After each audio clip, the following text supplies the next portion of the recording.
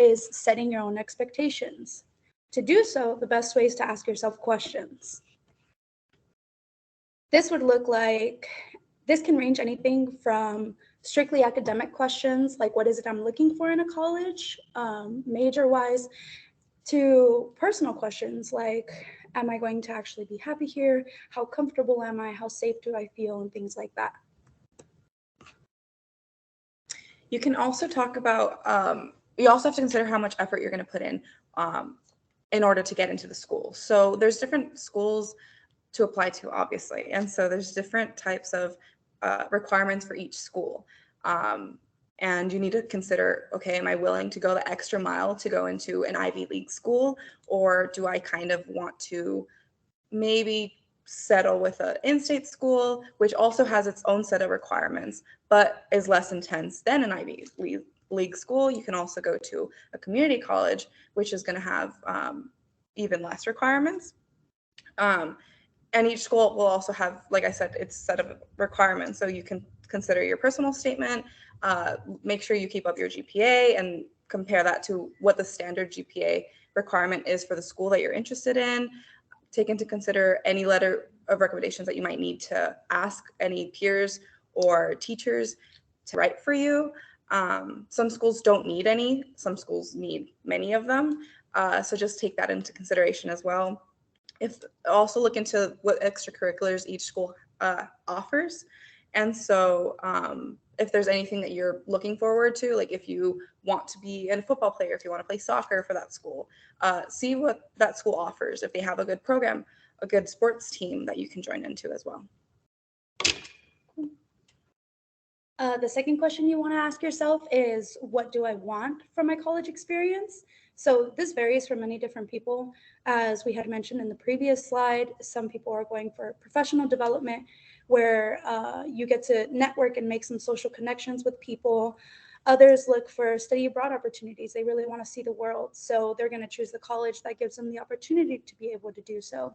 Or something on a more personal level. I want somewhere that's going to push me to be the best version of myself, whether that's discussing real life events and applying it to our own lives, whether that's getting involved with the community, whether that's working on some really big research projects that can help you reach your goals and things like that. You also have to take into consideration what the classes are like. Each school has a different amount of students, obviously. And so there's some classes or some schools that will have big class ratios. So that means that when you go to class, those classes might contain 100 students. Other colleges might have a smaller number. You might be dealing with classes that have just 20 students, 25, like something that you're used to in high school. There's also different lecture styles. Some classes are offered online, some classes are in person. With the pandemic, we all know that we were all transferred to be mainly online. Now that we're kind of moving ahead from it, there's still a type of hybrid type style for these lectures. So some colleges are choosing to incorporate online classes more than in-person classes as we've moved into a new era. Each class also has a different set of workload. So some classes are more intense than others. That also has to do with your major. Some majors have extra hard classes to take. Some majors are going to be a little bit lighter loads. So also look into that when you're thinking of your majors. There's going to be a lot of effort to put into depending on what you choose to study. And there's also going to be a wide range of subject matter for each class that you choose. Unlike high school, colleges offer classes in whatever. If you want to learn about Tupac, you can learn about Tupac. You can take extracurricular classes. You can take, what's the word? Extracurricular classes and other subjects that aren't related to your major necessarily. And you can take these electives just for fun. And that can be on anything. Like I said, you can take Tupac classes, you can take an art class, you can take a class about film, or focus on your academics and what your major is, and do math classes, do different levels of intensity, and there's just so many different classes you can take. One major thing to take into consideration is what's important to you when you're looking for a college. This is an example of a chart that we recommend you guys create yourself. So everything that we have listed here are some suggestions that a lot of students usually look into and put a lot of importance on. So major and minor offerings, do they have what you want? And if you don't know what you want, do they have at least your top 2 or 3 choices? Location, do you want to move far away from home? Do you want to go to an out-of-state college? Do you want to stay in-state? What the cost and fees might bring, depending on those two. Campus size and class ratio, as Nicole mentioned, do you want to go to a campus that's really big, where you're going to do a lot of walking, meet a lot of new people, and just have like a really vibrant community? Do you want to go to a campus that's a little bit smaller, a little bit more personal, a little bit more intimate, with class ratios where you only have one teacher and 20 students, or one teacher and 100 students? So how important is that to you? Safety. A lot of students, this is their top 3, I hope. And how safe do you feel when you go on that campus? We highly recommend that you visit the campuses that you're considering. A bit more casual way to say it, it's like, what kind of vibe do you get when you walk into the campus? Do you feel comfortable? Do you feel a little bit awkward? Do you see this as a place that you can be and learn and grow? Because this is going to be your home for the next 4 years or more, or less. And last one that we've mentioned is extracurricular offerings. So are you into sports? Are you into clubs? Are you into art? Many colleges, if they don't have the club you want, you can definitely get what's called an advisor, get a group of students and say, hey, these students and this advisor, we all have the same vision, and we really want to create a community that we've noticed is not present on campus.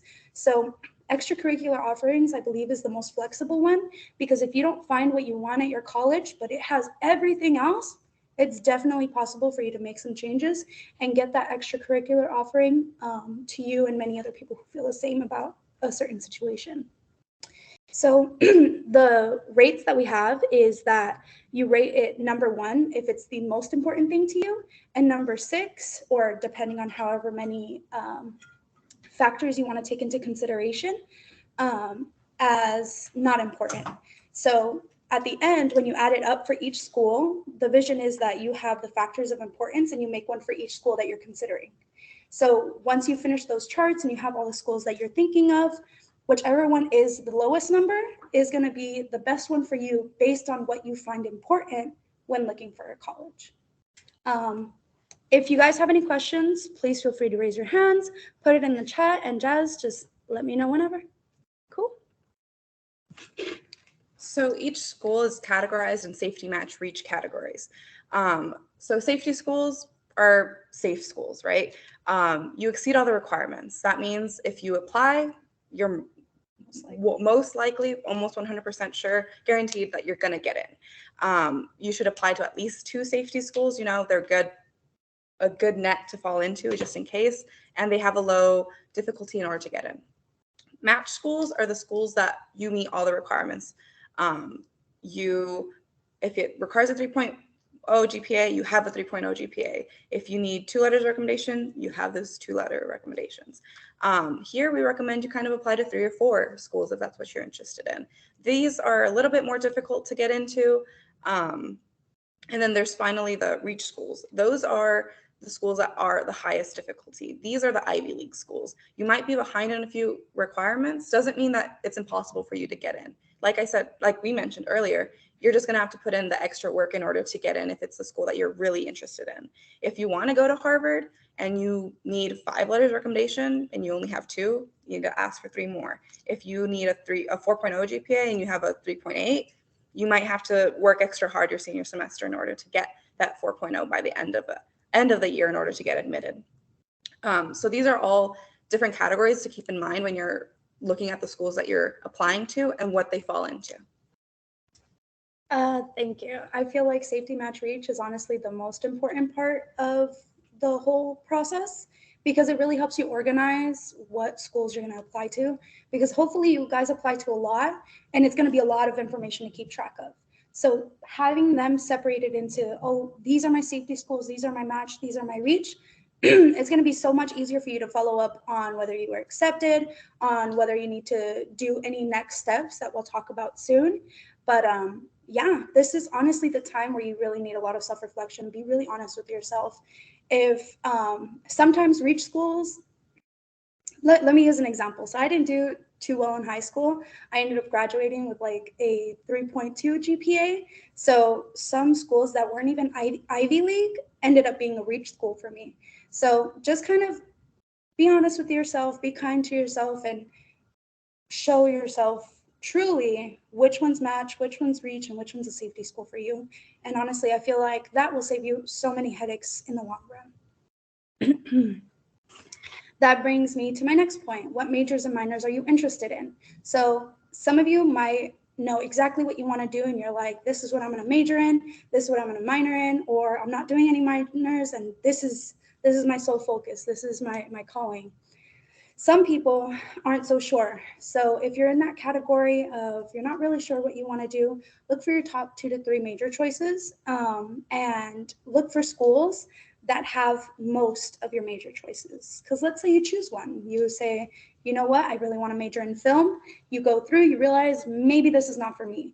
You still have your second and third choices at that school because you chose the best college for you. So now you can easily move between majors and minors in your school, without having to transfer out and still being able to explore all your options.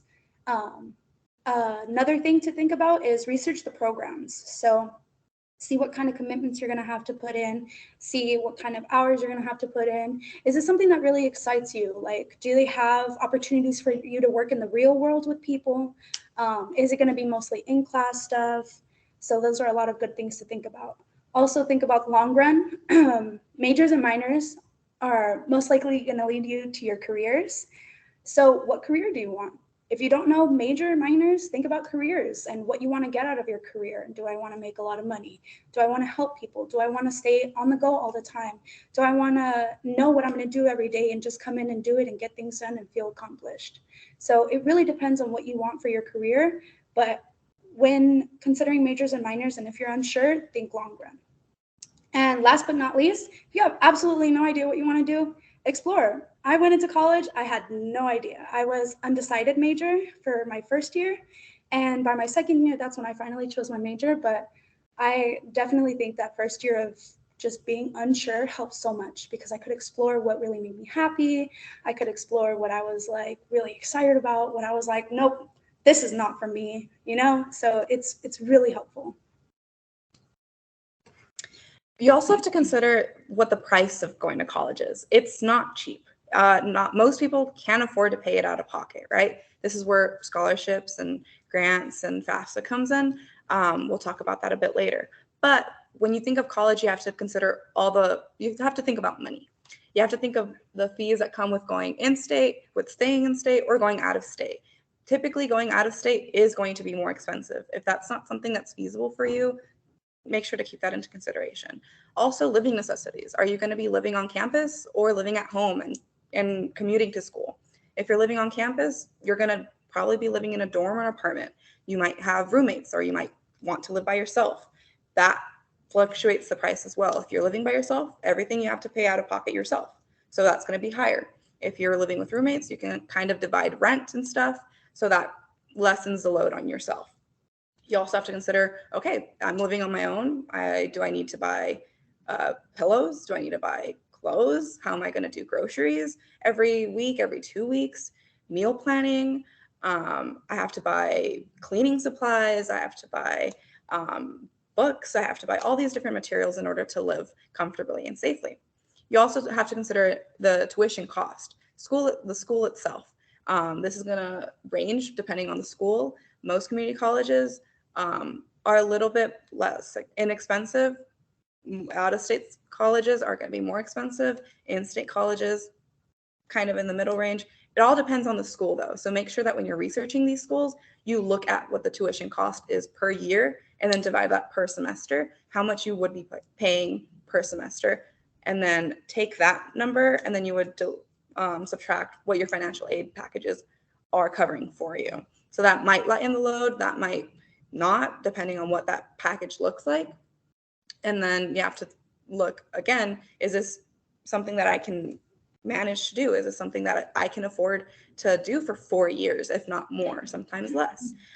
Transportation is also an important part. Like I mentioned earlier, if you're commuting to school, you're paying for gas. Or do you have a car? That means car maintenance. In case it breaks down, making sure that you like have money to pay for a flat tire and go to the mechanic. Having money for gas. Gas prices are really high right now. So if you're driving really like 40 minutes to and back for school, like you might be needing to get gas once or twice a week, and that piles up really fast. So that's when you think, okay, commuting. One of my friends is also going to this college. We have a similar schedule. We can go together. That might save us. We can kind of go halvesies on gas. If you're living on campus, obviously you save yourself that commuting, that money that you spend on commuting, but you still have that money that you spend on living on campus. You can also take the bus, which might be cheaper depending on whether that's something that's feasible for you. There's light rail options. There's a whole bunch of different options depending on where you are, right? Some students on campus, if you visit, you'll see people from anything from a skateboard to a bike to hoverboards, scooters, everything. Like you will see it all. Roller skates. I've seen students on unicycles multiple times, surprisingly. So these are all different options for transportation to keep in mind as well. And what kind of community do you want to join? So there are some colleges that are popular and well known for being a women's only college, if that's something that you're interested in. LGBTQ plus inclusive. So this allows you to kind of find your people and really get to that personal development aspect that we were talking about. Same thing with HBCUs, historically Black colleges and universities, and as well as affiliation with religion. So you can find your communities, and honestly, just it's out there somewhere. So I really hope that with more research, you guys are able to find what it is you're looking for. It's also important to keep in mind what makes you happy, right? You're going to be spending the next 4 or more years of your life on this campus, right? So you are going to make new friends, hopefully, making sure that if you have a community that you can go outside and meet new people and make friends and then end the night and have all these different contacts, right? Exploring schools like NAU, those are like hidden in the forest, right? So those are perfect for exploring wilderness if that's something that you're interested in. Other schools like ASU are city-based. So if you like the city and you want to walk all these ginormous buildings and walk in the concrete and stuff, there's plenty of that there. There's also you should also consider learning and being challenged, right? Whether that's taking up a sport, taking up a club, taking like interesting elective classes, right? You should always be learning and you should always be challenged to some extent, right? That's how you keep yourself and your mind active. And for the next 4 years, you're going to be growing and changing.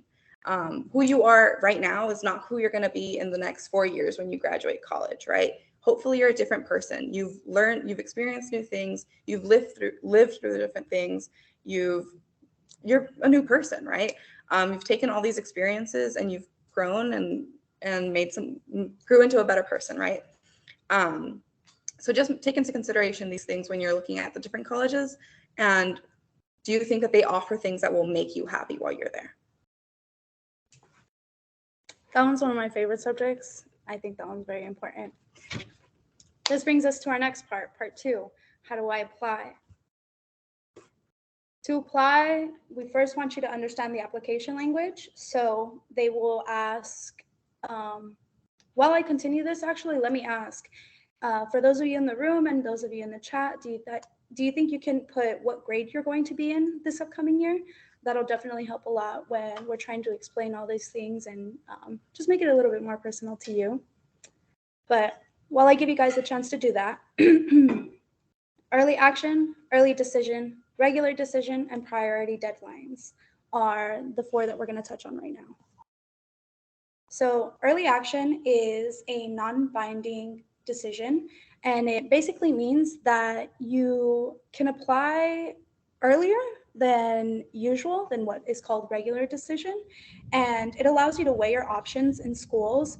So no matter whether you're accepted to any other ones, usually if you apply early action, you will receive early notice. So you'll receive your decision from a college usually January through February. And if you do early action, you must apply to any and all other schools with regular decision. And that allows you to weigh your options with schools, and you don't have to worry about whether you are accepted to other ones. The reason I say that is because early decision is actually binding. So if you apply to a school early decision, you will receive your decision from the college usually around December. The thing about this one is because it's binding, you cannot apply to more than one school with early decision. Early decision is kind of like, this is it. This is the school that I want. I don't want anything else. This is the place that I'm meant to be. So you will apply to all other schools regular decision. So let's see. Mostly juniors. I'm seeing from the chat that we have mostly juniors, some seniors, and can you move it a little bit? Two 10th grade. So 2 10th grade. Nice. I love that. I'm really glad that you guys are starting early. I'm really glad. But yes, for you seniors, this is the time for you guys to kind of think about it, because these applications are going to come up much sooner than you think. For you 10th graders, this is also good for you guys to start doing those factors of importance and just kind of deciding where you are in the process. But for early decision, binding decision, you can only apply to one school with early decision. And if you do get accepted to your early decision school, congratulations, because hopefully that's the one that you really wanted. And that also means that you must withdraw all other applications from any schools that you've applied to if you are accepted. With regular decision, that's kind of, the typical pick day for colleges, right? They're non-binding. So it's okay if you have other options. These decisions usually get sent out by the colleges around April, right? So keep that in mind, write that in your calendar. With a regular decision, you're also able to apply to as many colleges as you can, right? You can also weigh all your options, right? So if you might not have an idea of like, yes, I definitely want to go to this specific school, as you would like early decision, regular decision allows you to take into consideration, okay, maybe this one might be better for me. Maybe I like this one, or this school offers this major and I'm kind of interested in that major. So maybe between now and when I get accepted, I can decide if I actually want to go to that school and I actually want to pursue that major. So you take that into consideration as well. Priority deadlines, when you apply after the deadline, your application may still be accepted, but it's not a top priority. So when you submit your application right before the deadline, you can get your application looked at before other students, right? Sooner rather than later is important to keep in mind. Each school has a different priority deadline, so make sure that if you're interested in that school, you look into that and you write that down, make sure you remember it, and you've applied before that if it's really a school that you're interested in going to. Yeah, so you guys can get an overview. Usually the way that this goes calendar-wise, your early decision will be first, then your early action, then your regular decision, then priority deadlines. So you want to do priority deadlines as like, this is when you're going to get all your applications in. That is the last day, depending on the school that you want, that is the last day that you will apply to all of them. Let's see, same thing with regular decision, early action, and early decision. All of those will have different due dates. So just make sure you keep those in your calendar. That's going to be really important for you if you do decide to do early action, early decision, and or regular decision. Now, these are things that we really recommend you have on hand when you're going to apply. So we want you to have all the essays, whether they have a school prompt. Sometimes the applications that you're applying to will have their own prompt, or a personal statement. Then you'll have your personal information, extracurriculars and summer activities, transcripts, so grade reports, honors and awards, letters of rec, all that good stuff. We're going to get a little bit more into specifics, and Nicole will take over. Yeah, so there's different categories and things that you also need to keep in mind to have on hand. Personal info. make sure you know your name, first and last name, middle name, maiden names, everything. Contact info. This is going to be your parents or guardians' phone numbers and emails. Typically, schools will ask for that information as well, and they'll send out some information throughout the application process to them but they will also send things to you mainly. Since you're getting older, things start going to you. Fee waiver. So schools will typically offer a fee waiver for their application. So you can submit a fee waiver, for that application, and hopefully, once your financial aid package comes in, that means like that fee. It's typically $50 for most in-school colleges, but can go higher or lower depending on the school. With your financial aid package, that'll be waived, and you won't have to pay for it out of pocket. The fee waiver, what do they have? And you should ask your school counselor for information on getting a fee waived. And also, make sure that you have your citizenship on hand. Have that information with you when you're applying to these schools. Also, make sure you know all the summer activities you've done. If you've had a job, if you have any volunteering experience, if you've been in an internship, these are things that schools may ask you about. So make sure that you know, okay, I've worked at this job for 2 years. What's the name of that job? What your position is? You volunteered at this place for how many years? And this was what you did. This is how that experience was. An internship, this was your responsibility. Any other things that you did as well. These are typically things that schools will ask you to make sure that you're a person that's involved in the community. These schools will ask you these questions. Okay, if you did these things while you were in high school, well, you're more likely to also do it when you're in college, and so that looks appealing to them. It's also good to have your grades on you. Unofficial transcripts are something that you can ask from your school counselor, your front office, and it'll have your grades. And you'll ask for them. You can look at them, see if you need to maybe try a little bit harder next semester, do a little bit better, raise that GPA. Your official transcript is sealed, and you do not have access to it. But once you've applied to your schools, your office will send that out to the school themselves. So it's not something that you should ever handle or open yourself and send out to the school yourself.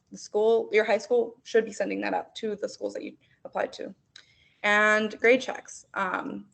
Make sure that you're checking in with what you're applying with your classes, right? Making sure that you keep your grades up. And also take into consideration what honors and awards you've received, whether this is academically or in clubs and sports. If you were honor roll student, if you were student of the month, if you won first place in something, if you won second place, or participation awards, these are all honors and awards that you've received throughout your experience in high school, and they're important to also mention. Like summer activities, schools may ask you for them to kind of see, okay, you're not just great in academics, but you're also really involved, and you're great at being involved in these clubs and sports. If you have a job, have you received any awards, any honors for being a great worker? These are all also things that you can use when you're filling out a resume or working on your resume, and you can list them as experiences as well. All right, and I believe we have a question.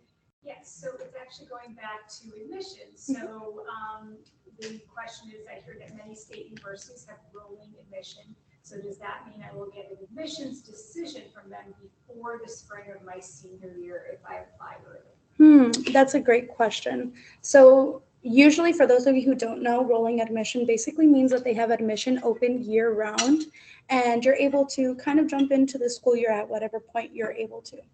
So the question is if they will get an early decision. They'll get a decision since it's a rolling admissions. Got So, it. yes. By the spring of their summer. Yeah, before, Yes. basically before how everybody else is getting it in April. Mm. The question is, would you get a decision earlier?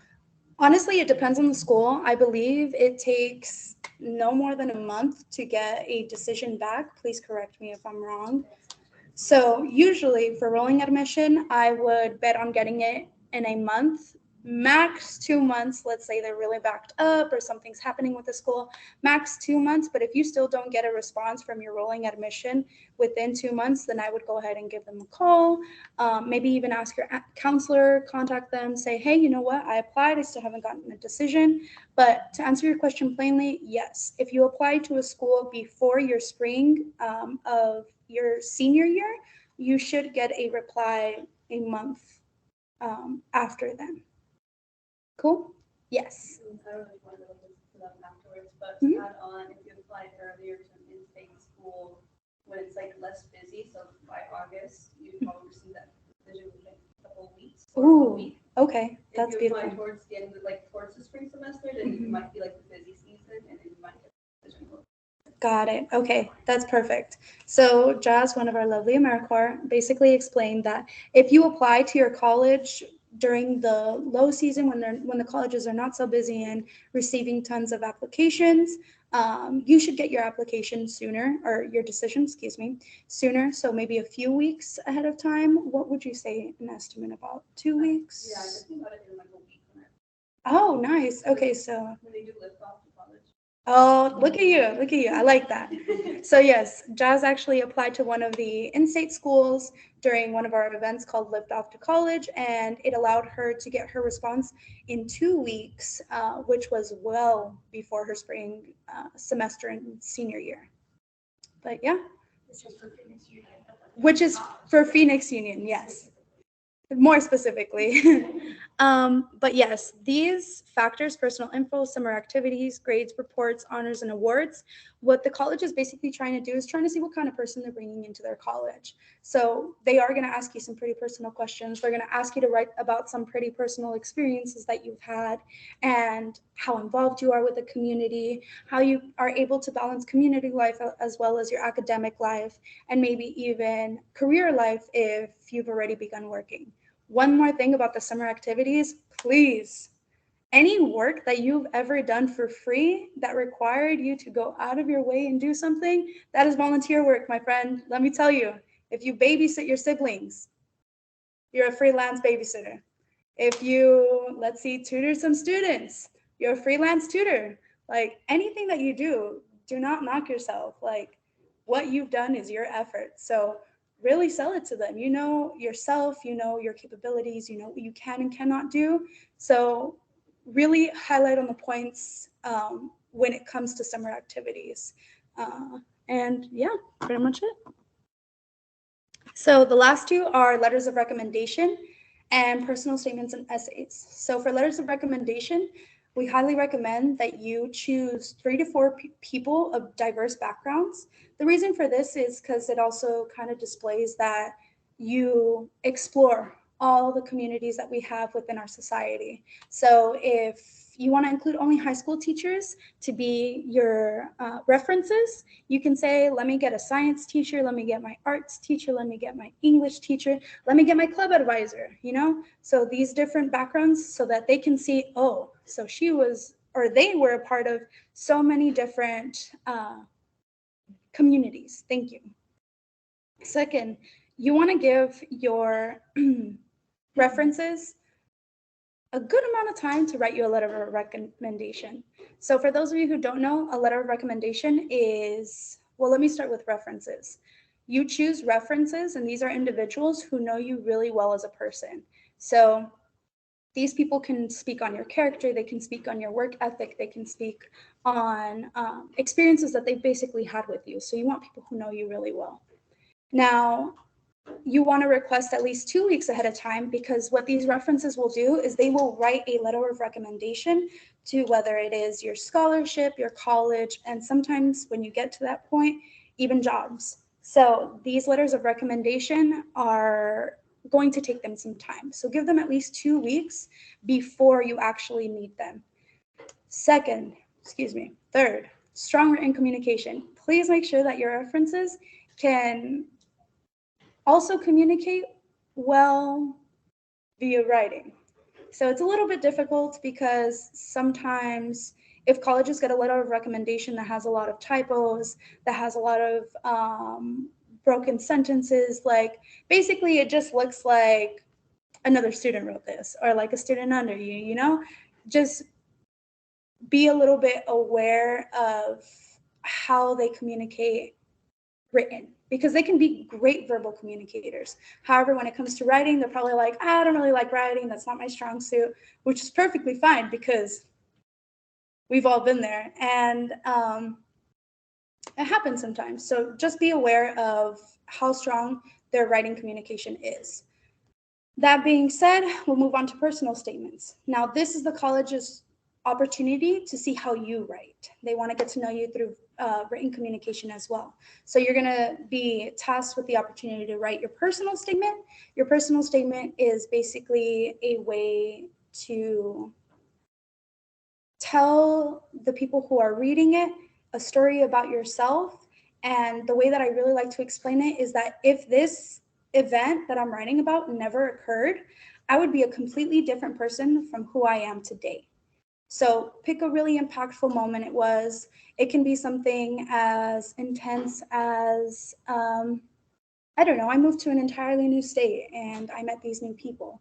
Or it can be something as simple as I got my first pair of glasses, So really, it's completely up to you. Make it creative, make it interesting. They're reading tons of these all the time. And I believe Meryl had a presentation about how to write personal statements, how to captivate your audience, and that really good stuff. So if you want some more information, please feel free to contact College Depot. We can share all those resources with you.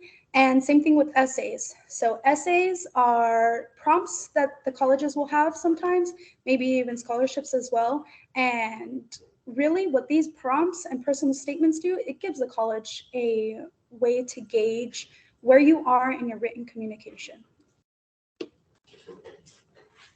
We also went ahead and listed the in-state priority deadlines. So for ASU, November 1st, and U of A, April 1st.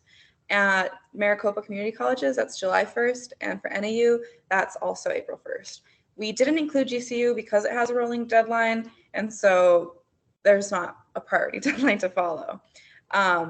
These are just some examples. For those of you that might be interested in out-of-state schools, make sure to look into that. They'll most likely have different deadlines. So just make sure that you're keeping that in your calendar marked and that you're working even before that. Even though the deadline is November 1st, April 1st, July 1st, whatever it is, you don't want to be submitting it the day of. It doesn't look good to the schools. Sometimes like there's complications. Maybe you messed up or something. Maybe you lose Wi-Fi. A lot of things can happen and you never know what it could be, right? Things can go wrong.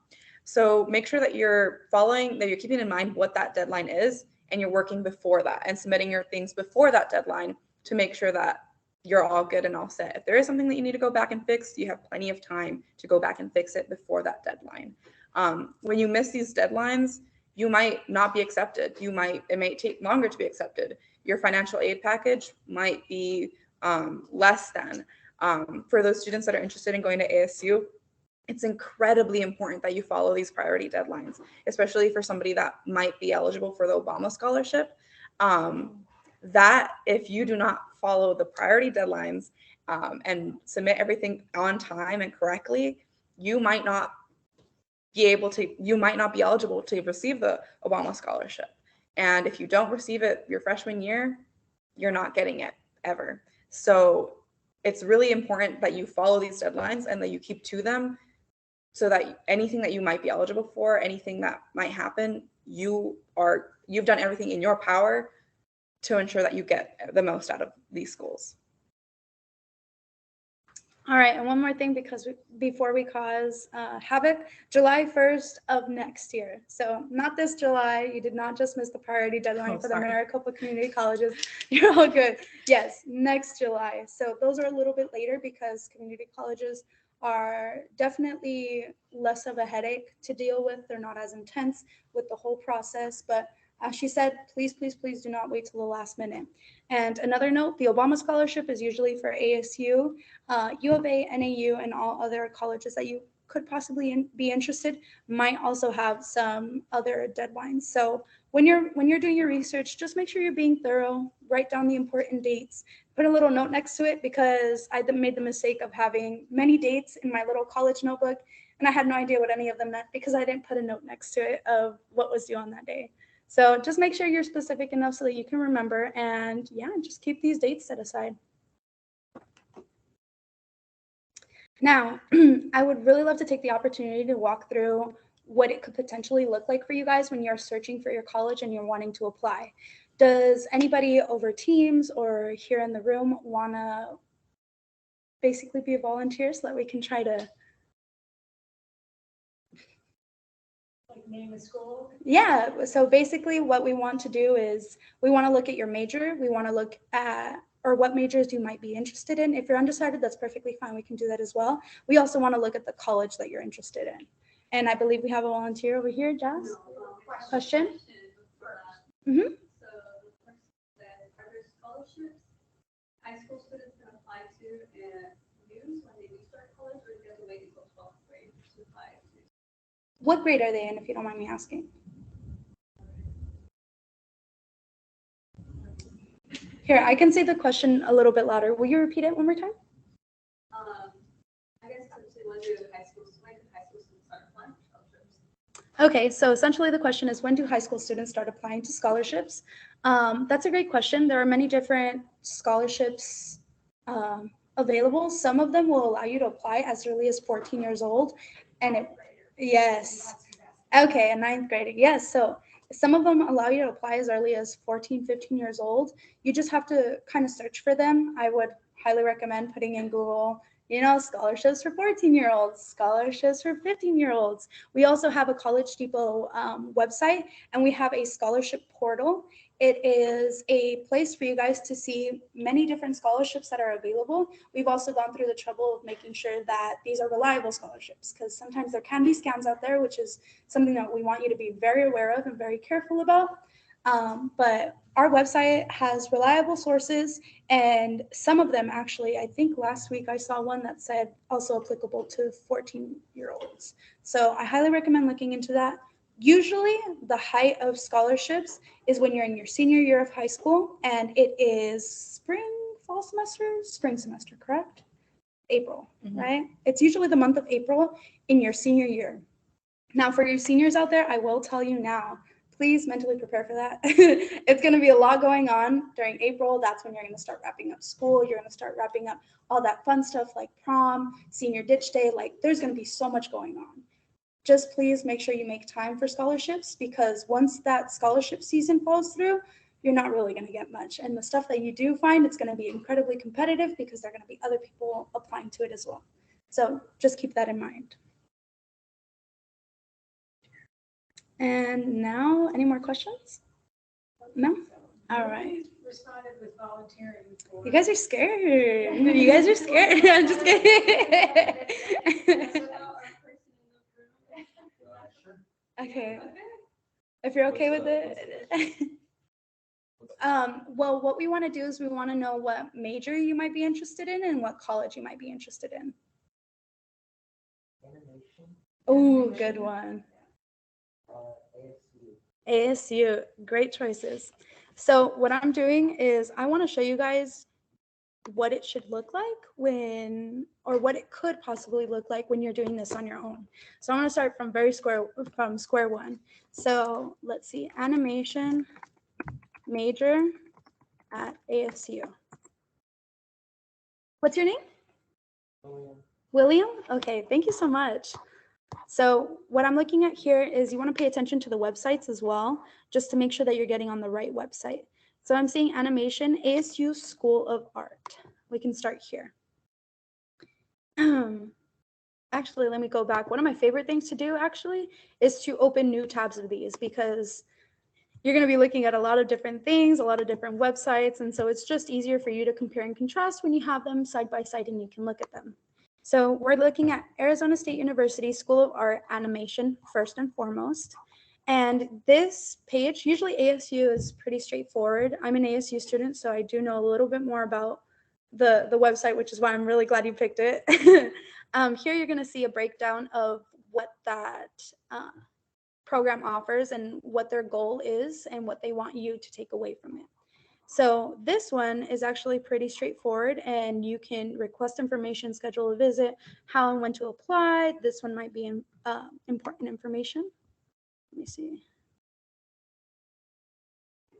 All right, admissions. And then this one, from what I'm seeing, it just takes you straight to the ASU admissions page.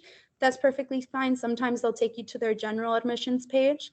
And this is important information to have as well. However, you also want to look at, oh, and make sure you distinct between undergraduate and graduate. I have had students who think they have all the information correct, and we were looking at the wrong one. It was all graduate student stuff. So looking at the undergraduate, they have a little bit of information here. They have a video, but what we're really looking for is the requirements. So what are they looking for in animation students? So here we have the program description as well, and we have at a glance. So this would be a BFA. It's offered by the Herberger Institute for Design and the Arts. That means that you would be on the Tempe campus. So you can see that here, location. Thankfully, I think they understand the world's struggle with math because they include math intensity on almost all of their programs. So math intensity is pretty general. You'll probably only have to take the first math. Additional requirements, so let's go to freshmen. Affording a college. So a lot of the stuff that we're seeing in here is things that we touched on in the presentation as well. So if you want to look for more scholarships, you can also look on ASU's scholarship page, and you can find some more information on their financial aid page and required courses. So for ASU specifically, they do have a major map. This major map is basically an outline to tell you all the classes that you're going to have to take while you're in that class. I do recommend it if you're kind of interested and you want to see, well, what classes am I going to take? What am I going to be learning about? What are they going to feel like? That's a great way to start on that journey. Now, Career Outlook, this is also a really great resource because they say what careers you could possibly get with the major that you're going to major in. So we see here, animator, art director, artist, and all these other good stuff. To the right, it tells you a little bit more about those careers, how much the need has grown, their median salary, and all things like that. So these are good things to take into consideration if you're trying to look at income. How much money is it going to make me when I'm actually working and this is my career? How much opportunity will I have, and things like that. So any questions so far? We're all good? What about you? Are you following along pretty good? Yeah? All right. We're going to go to the next part then. So for first year admission, this is the tab that I clicked on right here. So application requirements for freshmen. And we're going to go here. We're going to look a little bit more. Become a first year student at ASU. And we'll see first year experience, get started early. This allows you to plan for college, and it gives you all these different resources. So to discover your major, to get some scholarship money, to find your campus fit, and go back. We also have steps and requirements, which is actually what we're aiming for. First year student college admissions requirements. So we have course competency requirements. To be admitted to ASU, you need the following coursework: 4 years of math, 4 years of English, 3 years of lab sciences, 2 years of social sciences, 2 years same second language, and 1 year of fine arts or career and technical education. So these are things that usually as a full-time high school student, you'll be getting anyway. So it's just a matter of staying on track with it. You can, hopefully your high school counselor is your new best friend and you guys talk through your whole experience and you can make sure that you're on the right track. Say, this is my goal. I want to go to ASU. I want to major in animation. What do I need to do to get there? Do I already have all the classes that I need? Am I staying on track? What grades should I be getting in these classes if I want to be admitted to ASU, you know? And on the right-hand side, we have aptitude requirements. So you will need one of the following. And it's only one of the following. So don't get too intimidated if you're seeing all these and you're like, well, I only have one. You're fine. So you have to be top 25 in high school graduating class. You have to have a 3.0 GPA, an ACT score of 22, and SAT score of at least 1,120. So this is hopefully the process that you will be going through. This one was fairly easy because thankfully you know where you want to do, and you have a vision of where you want to go. And let's say animation's not the choice for you. ASU also allows you to change your major. So that's incredibly helpful, and ASU has a huge list of major opportunities. So definitely options for you if you realize, you know what, maybe this is not it. But let's say we're all good. You're saying, you know what, I have everything for admission. This is really what I want to do. I'm happy. The information that I'm reading is working for me. Now, what you're going to do is you're going to click apply, and this is where you get to your application. So I'm a future first-year student, and let's see, here it is. ASU's application for admission. So this is where you really begin the application. You put in all your information, all those things that we said, things to have on hand. That's what I really hope you guys have on hand while you're filling out the application. Another opportunity is the Common Application.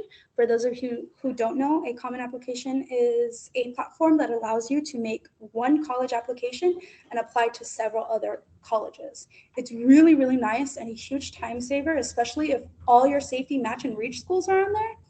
You're fine.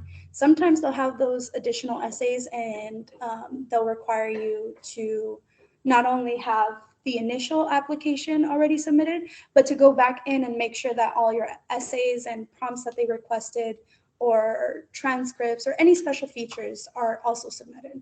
So keep track of that. And that's about it. Do you have any questions? No? All right. So for those of you, if this isn't so easy, I do recommend looking up like majors at blah, blah, blah, blah, blah. And that'll get you to their major page. Let's say you don't know what major you want to do or even what college you want to do. That's when I would recommend going to the factors of importance. What's most important to you out of the college? Let me actually go there. What's most important to you out of the college process? And kind of go off of that. So colleges in blank location, if location is your number one. Colleges that are under $30,000, $40,000, you know, and so on and so forth to kind of narrow down your search. We have a question over here. Question says, my counselor told me not to use common application for ASU because it could delay my admission decision. Is that true? Yes, it is true. So the question is, my counselor told me not to use the common application when applying to ASU because it could delay my response. And is that true? It is 100% true. So if you're looking to apply to ASU, do apply directly through ASU. Usually the common application is used if you're looking at both in and out of state and you just have a lot of colleges that you're interested in. So yes, we do recommend if you are wanting to apply to ASU, apply directly through ASU's application rather than the common application. Perfect. Thank you. So let's see. Now that we have these factors of importance all settled out, let's see. So one last time, if you guys have any questions about how to find your college, anything about the walkthrough and what you should do in your situation, please feel free to ask. And if at any point you realize, oh, I didn't ask this question during the presentation, please feel free to contact us. College Depot is here for any and all college needs, whether that's college applications, scholarships, or so on and so forth. We can definitely help you through that. Okay, now is time for our third part. What puts me in the best position for college?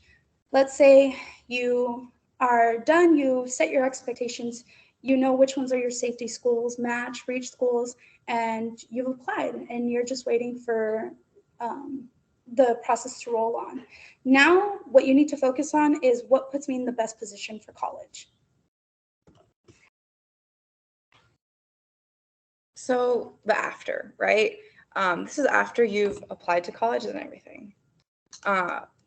There are so much things to do even after you've applied to college. You have to keep track of all the colleges that you've applied to and see how that application is going. Do you need to verify anything else? Did you submit everything correctly? Do you need to resubmit it? Is the deadline being sent out already? I mean, is the acceptance letter being sent out already? Check that out. Also, you're still in high school, so make sure you're keeping track of your studies. And when you take tests, make sure you're studying for them. Make sure that you're getting as high of a score as you possibly can to raise that GPA if you can. Finishing up your senior year strong, having the highest possible GPA as you can for your last year, since colleges are going to be looking at that as well when it comes down to applying. Also, keep track of those clubs and programs that you're a part of. Just because you're senior and, senioritis is a thing, some people kind of fall back. They're kind of like, well, I'm going to graduate soon. I don't really want to do anything. Chug through that. There's still so much you can do in your last year. Make the most of it. Make sure that you're going to those club meetings. Make sure that you're trying your best at those clubs. Making sure that you are still aiming first place when you're competing in a sport. You're still, if you're volunteering, that you're still putting your all into all these things. Don't let yourself get lazy and fall behind and not try as your best just because, you're almost at the finish line. There's still more to do. And, you always feel better when you've made the most out of it. You also want to follow up rescinding any applications if you're accepted to your early decision. So this is the early decision that we were talking about earlier. Once accepted, you must deny all other applications or withdraw them. So just make sure you do that because you do have to stay on top of it. There are deadlines for things like that if you do decide to do early decision. We also really encourage you to follow up with your financial aid packages. So when you apply to a school, what they do is they take what's your FAFSA application. For those of you who don't know, it's the application that you fill out with the government that allows you to see where your family stands economically and if they can help you with schooling. Now, this FAFSA application is sent to all of your colleges that you list on there. And what those colleges do is they take the FAFSA information, they take your academic information, your community involvement, and your basically you as a whole, and they say, okay, we're going to come up with this package full of free or not free money. And the distinction is scholarships, grants are free, loans are not free. So they give you financial aid with all these opportunities for you to take. And they say, this is the amount of money that we're going to give you to come to our school. So we do want you to follow up with that. Keep track of it. Ask questions. College Depot also helps you understand them because once you get them, they can be a little bit confusing. They can be very daunting, and sometimes they can even be misleading. So please make sure that you follow up with either College Depot, your counselor, your parents or guardians. Just get more eyes in there and try to understand everything that it's telling you. If you don't, ask questions. That's going to be your saving grace. Ask so many questions. Please, please, please. Now, third, we want you to admit, deny, or withdraw from the schools that you were accepted. So let's say you didn't do early decision or early action. Let's say you applied all regular decision. So let's say you get accepted to all, let's say you apply to 5 and you get accepted to all of them. Well, you can only obviously attend one school. So we do need you to accept to the school that you are going to go to and go back to your application or student portal and deny the other applications to tell them, you know what, I'm not going to attend. I've chosen another school. Now, let's see. For our final page, we do want to share a few resources with you. Thank you to those of you who came in person. You guys got some really cool care packages from College Depot. And in these care packages, I do want to go over a little bit what we've included, and we will also include PDF versions of each of them. So we have a College Depot flyer. This basically tells you everything that College Depot does and what it is that we can help with. We also have a college admissions timeline. This is basically the presentation, just way shorted down. So it's the 3 parts and what you need to pay attention to and what we really want you to keep track of. And finally, we have this beautiful brag sheet. As you go through and you're writing your personal statements, you're asking for letters of recommendation, and you're creating your resume if that's something that you also want to do. This brag sheet is going to help you kind of go over your life and see what I've accomplished, what I want to do, what my goals are. This is a chance for you to brag about yourself. So please, if you are a humble person, go all out. If you're not a humble person, continue going all out. Like, this is going to be incredibly helpful for you because it's a chance for you to be 100% honest with who you are. And I'm going to let the creator of this beautiful sheet tell you a little bit more. Yeah. So hopefully you guys do use this. I created it, worked hard on it. I think it looks nice. I think it is really handy. But basically, the first page starts off with you as a person, right? So what are you like? Descriptive, we'll start off with number 1. 4 descriptive, adjectives about me. So things that their personality, right? The most important adjective to me is blank because expand on that. In my spare time, I like to do what? This is where you like to read, you like to play video games, my greatest personal strengths. What are you the best at? Sometimes questions like these are things that colleges will ask you to write an essay about, answer a question about. And so already having it written down, you kind of have an idea of like what your thought process is along that line, which might simplify responding to those questions. Areas of improvement for me. So what you can do better of, yes, this is a brag sheet. Yes, you need to up yourself and like, I'm the best at this, but also be realistic. We're not all perfect. So making sure like, I could be better at, maybe being more responsible with my time and stuff like that. I'm fluent in these languages. Some of us speak multiple language, English, Spanish, Mandarin, Korean, anything, right? There's also a section for goals, which are in 4 different categories: schools, career, personal, and other. So in your school, what are those goals that you want to do? Whether that's like getting 100 on your next test or finishing, graduating with some 4.0 GPA, or maybe it's just, making sure that you don't take a nap in class.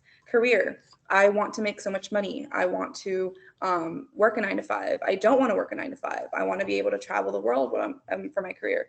Personal, whether that's, I hope to get like 8 hours of sleep tonight. I want to get better at communicating. I want to be better, less shy, these types of goals. Anything else that you might want to talk about. There's also a section for me as a student. So this is kind of just general information for your college, as a high school student. So current GPA, simple. If you've taken your ACT, SAT test, what that score is. If you haven't taken it yet, leave it blank, fill it out when you get there. If you're taking any AP classes, honors, IB, or dual enrollment classes, list them out. Colleges will be asking for those classes as well. So it's great to just know which ones you've taken, which ones you're planning to take, just write them down. As a student, I would describe myself as, so what are you like as a student? Are you attentive? Are you an active listener? Favorite school subject: English, Spanish, math, hope it's not math, science. Intended college major: what do you want to study when you get to college? It's okay if you don't know, but if you do know, just write it down. Why do you like this major? I think this is a really important question. There's different reasons why people like different things and why people might go into something. Why do you like this major? I think maybe if you're saying it makes a lot of money, sure, but is it worth the 4 years plus to study that? Will it make you happy? Kind of. Everybody's going to have a different answer, but just try to make sure that in the long run, something that Paola mentioned earlier, in the long run, is this something that you can see yourself doing for a career? Is it something that you see yourself putting hours and hours of studying and work time and effort in order to accomplish and get that degree, right? And then also there's a section for listing your honors and awards. If you won anything, will win anything, write them down, you're bragging. You have a question? Go for it. For in-state universities, what academic scholarships are available, and how do you apply for those? State university? In-state, yeah. Can you review that one more time? Academic scholarships. So, like, I don't know if it's merit or additional. Yeah, so for scholarships, it depends. Even for in-state, out-of-state, it really depends on what school you're going to. This is the time to take a look at the school's website and look at their scholarship portal. And College Depot as well. College Depots will kind of be more general. You can look at different things. This is also applicable for out-of-state students. You can categorize whatever works for you. But the school's portal, scholarship portal itself will probably give you a better idea of specifically for that school what they offer and what you can apply to if you qualify for any of them. But if you're kind of looking for whatever, you're not really sure what school to look for, or what school you're planning on going to, you can definitely just use a general website like College Depot's. Is that okay? Yeah, and actually, I also just want to remind everybody, if you can let them know, Yeah. you might not be able to hear me, is that on August 20th, we have financial aid and scholarship workshop, a really great one. Yeah. And we can just Yeah. sharing it in the link as well. Yeah. Sign up So- on our website. So Meryl just mentioned that August 20th. August 20th, we are going to have a financial aid workshop that you guys can sign up for. Our lovely Jazz should be sending a link soon for that. You can sign up and attend. Our website. And it's also going to be on our website. And if you look at the slide, we have our website right there. To continue with the brag sheet, or is there any other questions? Okay. There's a section for my experiences. So this is kind of where you list off any experiences that you've had with work. If you've been paid for anything, what company, the description of like what that job was, what your position was, how long you worked there for years, how many hours a week you worked, and position and responsibilities, right? And then there's, I listed 2 different ones, but if you've only had 1 job experience or 2 or more, just, you can add on to it later. Internships, then we follow up with volunteer experience and clubs. And that's that for experiences. And then I also included a monthly to-do list. So this would be a great place if you don't already have a calendar to list, deadlines for schools. We listed some priority deadlines. If you go back to the PowerPoint and you can look through them, you can list them down here. Just kind of write down whatever is important for those schools and what might be important for you to do as well. Goes all the way to December. And then finally, we finish off with, if I could get to it, a notes page that just stuck. Oh, there. A notes page. So here you can just write down whatever you want, whether it's school or college related. Just keep track of those thoughts and write them down and have them all together in one place. But yeah, that's basically the brag sheet. I think it's a great tool for you guys to use for your senior year, even going in, even if you're not a senior, since we tend to have a few non-seniors in this presentation. Just use it, write it down, fill it up as you go.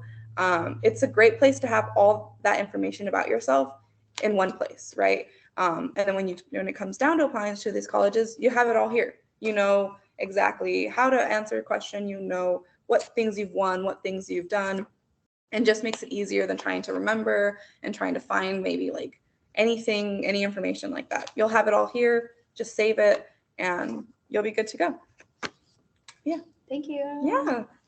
Another great use for this brag sheet is for your letters of recommendation. So my counselor actually had us each fill out a brag sheet of our own. And with that, she wrote each of us individualized, specific letters of recommendation. And honestly, it was amazing because they're able to touch on your accomplishments. They're able to touch on your character. They're able to touch on just things that they probably otherwise wouldn't have known if they didn't read all this personal information about you. So I highly recommend you use it. Maybe even make some different copies for your, references. Now, to move on to our next sheet, we have specific ones for each grade level. If you're ever in College Depot, please feel free to stop by and grab one of these. We are located in Burton Bar Library, just in case, on the 2nd floor. And so we have one for each grade level. We even have one for 8th graders if you have younger siblings or younger family members, or if you yourself are going into 8th grade. So we have one for 9th graders. We have one for 10, 11, and 12. And these are all timelines so that you can be sure that you're on track to go to college on time. So, and the great thing about the timelines is that they're separated into seasons. So you'll have the fall season, winter, spring, and summer. And for those of you who are graduating this year, for those of you 12th graders, this summer one is going to be vital for you in the after of your college applications. So please do be sure to get this information. I believe these handouts are also on our website. Yeah. All right. Timelines, yes. Perfect. So Timelines, yes. The student brag sheet, I don't know if either one of you are able to drop it in the chat because it's got restricted access right now. okay, If not, we can figure it out later. if you want, you can open my laptop and try Okay, it. Chris is working on it. All right, Okay. sounds good. Let us know if anything. We will be sharing all this information with you guys, including the slides, all these handouts.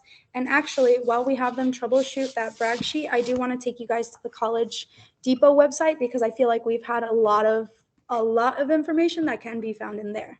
So we're gonna go back over here and we're gonna do College Depot. Again, I'm gonna start you guys back at square one so you know what it is you're looking for. Now we're looking for phoenixpubliclibrary.org, College Depot. So for those of you who are new, we do offer a lot of assistance with workshops, which is kind of like what you're in right now. We also have FAFSA workshops that helps you with that financial aid. This is our scholarship website. This is the portal that I really do want to direct you guys. For those of you who are applying to scholarships now or want to begin applying for scholarships now, I do recommend you checking this, I want to say monthly, weekly, bi-weekly. Depends on the time of year, I would say. So, Yes. definitely get in the habit. Of- At least tell students get in the habit of just regularly coming here. So I would say weekly for sure. Okay. Meryl, one of our very helpful advisors here, does recommend that you get really comfortable with this website. You explore, you ask questions. Up here, we have filters. You can search scholarships, but I do recommend just going through and looking at them. We do have usually, it's about 1 to 3 pages about this size full of scholarships. Now, if you don't mind me asking, who was our student who was asking for 9th graders, scholarship for 9th graders? What was their name? Say it one more time. Allie. Okay, Allie. So we're seeing, I do want to direct you here because I believe, yep, this is the one. This is actually the scholarship I had in mind when you asked that question. So Unigo has the scholarship flavor of the month. I'm going to use this as an example. So the deadline is actually tomorrow, July 31st. The award amount is $1,500, which you can find here. And the essay contest, it's an essay contest. And here you can find a quick synopsis of the requirements. I do recommend you go to the actual page. And to do that, what we're going to do is click on the link. But before I do want to go over the requirements really quick. So you have to be a legal resident of the 50 states of the United States and the District of Columbia. You have to be 13 years or older. You have to currently be enrolled or plan to enroll in an accredited post-secondary institution.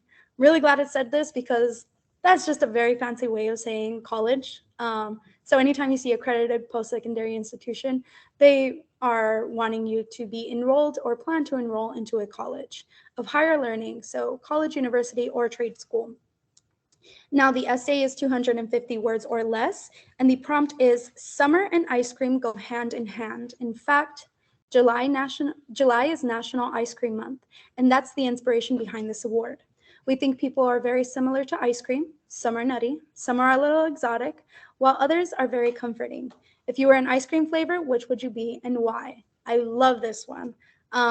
If you're an indecisive person and you just don't know sometimes, go to your friends. I actually posted a poll on my social media. I was like, if I were any ice cream, which ice cream would I be? And the amount of responses that I got, like it was kind of funny because it allows you to see what you look like to other people. So let's see. Here is the actual scholarship page. So here is only the portal. You're not going to apply to any scholarships here. What you're going to do is you're going to click on the link that you want to apply to.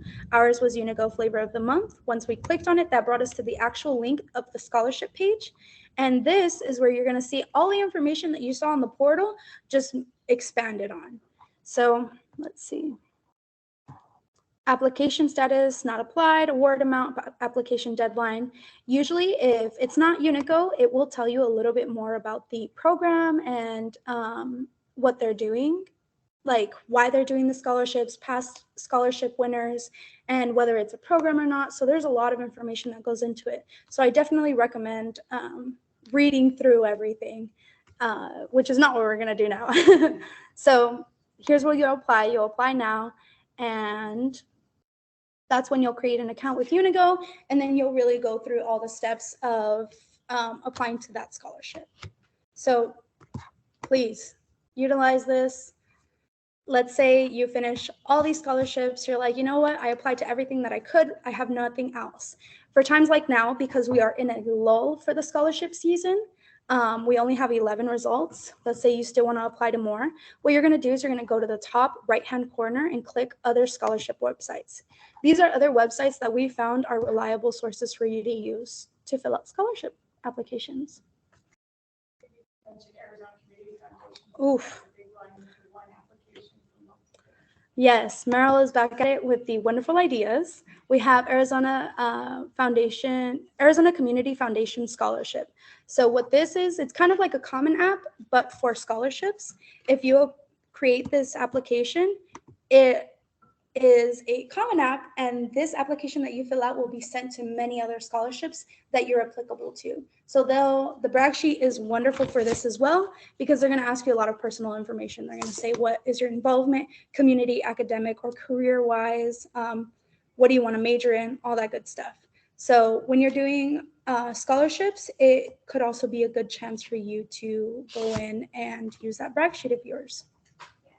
So it opens in January, so you have some time, you can start working on the brag sheet, like that's the nice Perfect. thing now. And Perfect. then it is, I think it's like close to 100, if not more, different scholarships Wow. that are available to you that they match you Okay. to with that one application. Okay.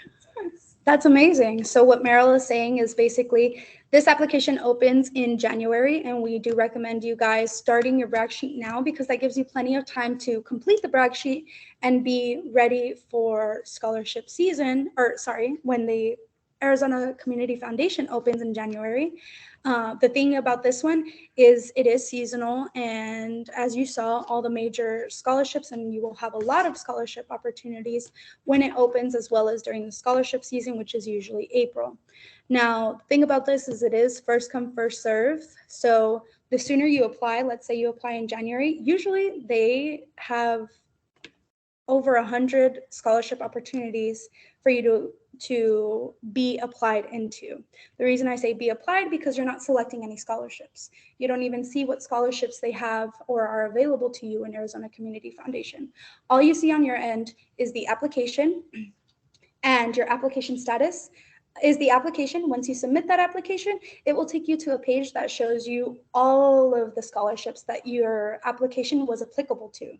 So that means that you get to go in and look at each of the entries and just make sure that everything is complete. Some of them will have more essays that you need to write. So please make sure you're going in there and you're checking, because we have had some students who are like, okay, I finished my application, I'm done, that's it.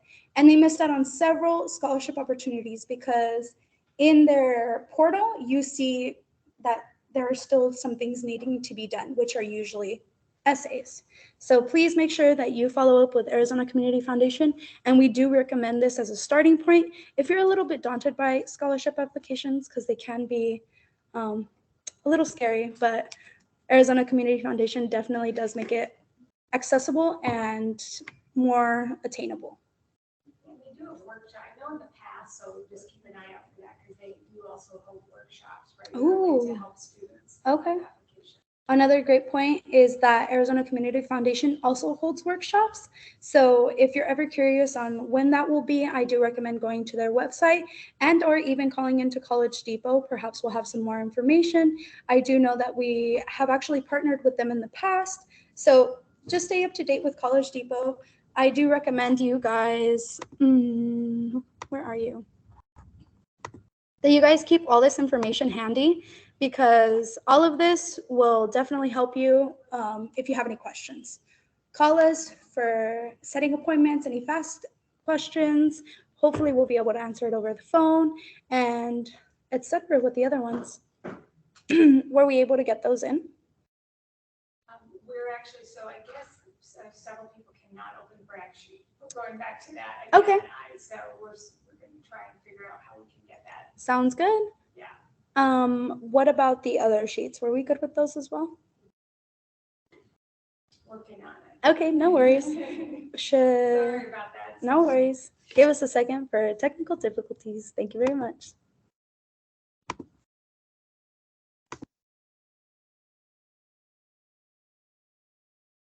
The early decision, general decision. Yes, Yeah. I can. So are those dates? Are there dates appointed to them? Yes, there are dates. So for your college of interest, the question is, sorry, let me just relay it. The question is for a little bit more clarification on early action, early decision, and regular decision. They're asking if there are mass dates on those that you should know of.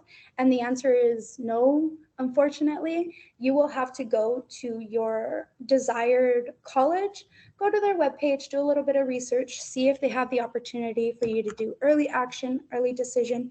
Usually they will tell you, we do early action and our date is blank, or we do not do early decision. So you can apply to our early action or our regular decision, and these are the dates for it. So yes, all of them will be different. It just depends on the school that you decide on. No, thank you. So we do have a question in the chat. Yes. Is there a limit on how much scholarship money you can receive, and will it affect any financial aid later on? Which is a great question. Wonderful question. So to answer this simply, there is no limit. However, the amount of scholarship money that you get will reflect on your student portal for whichever school that you go to. It has happened in the past that we find some students who receive plenty of financial aid from their college. However, they continued applying to scholarships. And when they did so, the college was like, oh, you came up with the money, so we'll take that back. So you do have to be aware of that. Applying to more scholarships could potentially bring down your aid from the school. The goal, hopefully, for the school is to just balance you out, only take out as much as you put in. But then again, all schools work differently and everybody's situation is different. So that is something that I would recommend coming to College Depot for. We have some great people here who are really knowledgeable of the subject and can give you some, hopefully, what is it called? Guidance on whether or not, or on how it'll affect you, I guess I should say. And actually, if you want, so Chris shared in the chat the link to our website, but since you have it up already, if you maybe want to go to the workshops tile on our page, because that's the next big one, and I think it's Perfect. exactly what this, all of the students can go to next is the financial aid and scholarship. Workshop. Yeah, and so if you click on it, it'll show everybody where they can sign up. But again, our link was also shared in the chat. Sounds good. So it says that we're going to explore the workshop area of the College Depot one. This is where you can find all that information. So understanding college admissions is where we are today. So that just hasn't disappeared yet, but that's the next one, right? Correct. And the next one is August 20th, Saturday at 10 a.m. to 11:30 a.m. This will be the financial aid and scholarships.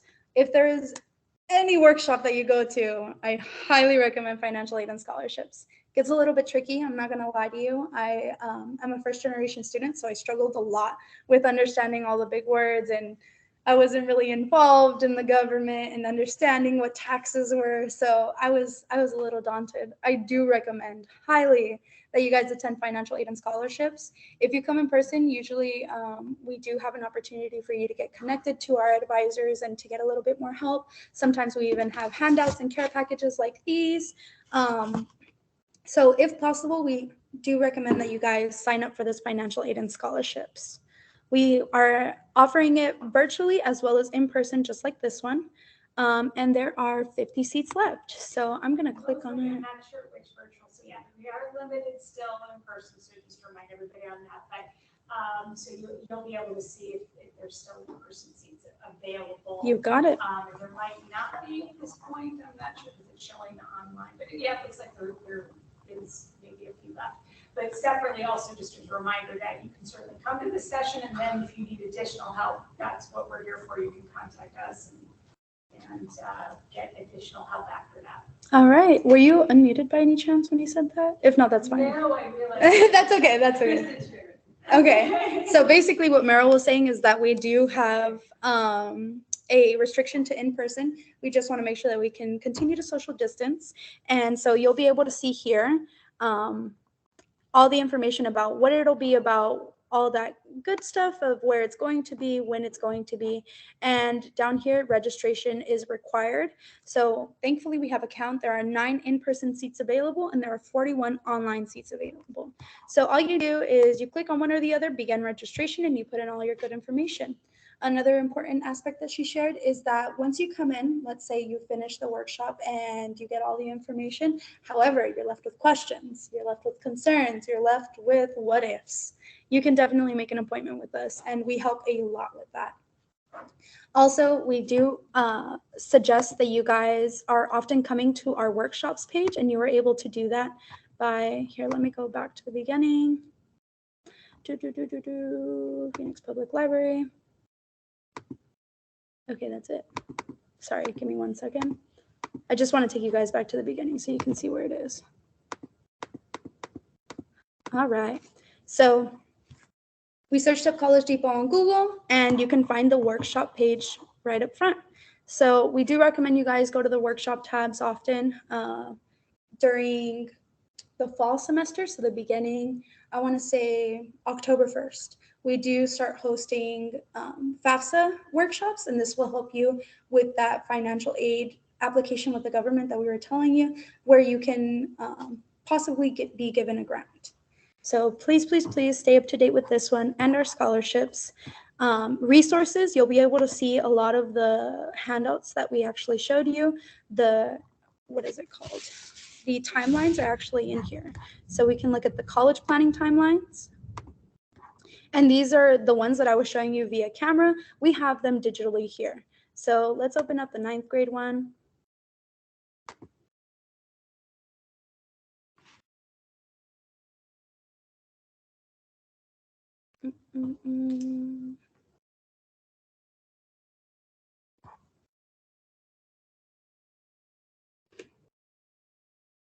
And this is what it would look like. So you see fall, winter, and spring. I did mention that they are separated by seasons. The 12th grade one is a little bit more in depth, and you have a lot more to do between seasons than you do for your 9th grade. But just to begin, and you guys can see a little bit about what it looks like, here it is. It gives you the bolded is what you should be doing, and then all the information afterwards is just a brief description of how you can do it and a little bit more information of why you should be doing it. Cool. Do we have any other questions, comments, concerns? I don't think so. All right. Yeah. But yes. Do we have anywhere else we could possibly put this information, maybe on our website? I think that's what's, What it's looking like? right, that they're coming, I think there is my understanding, so yes. All right. So the plan for now is we're going to share our resources that we shared with you today on our website. If for whatever reason you're not able to access it or you cannot find it, please feel free to give us a call or send us an email, and we can get that sent directly to your email, hopefully. Yes. Okay. We'll be able to do it eventually, yes. Okay, Just perfect. apologize for some tech issues. No worries, no today. worries. We do apologize for the technical difficulties, and we thank you for your patience. But thank you all. I appreciate you for coming, and I really hope that this information helped, and we hope to see you at the next workshop. Thank you.